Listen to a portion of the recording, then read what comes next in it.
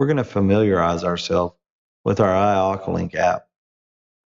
On our home screen here, we have our pool temp, our air temperature, our home screen customized buttons, and at the bottom we have home, menu, one touch, help, back, and status.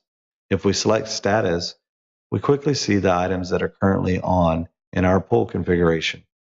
If we select back, we go back one screen. If we select help, we can quickly find the number to our service company, the information about our aqualink and its versions. The One Touch button quickly shows our One Touch options. Menu will show our system menus, and Home will take us back to our home screen. In menus, we have our schedules, our customization of our home screen, program groups, set temps, our date and time, lockouts, and if you have a salt pool, we have our Aqua Pure options. In our system setup, we have many other options. Some of these options we've gone over in other videos, and some of them we haven't mentioned at all.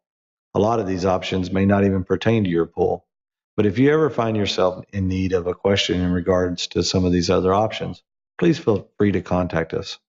This concludes our familiarization with our iAquaLink app. Again, if you have any questions, please contact our service department at 469-644-7665. Thanks.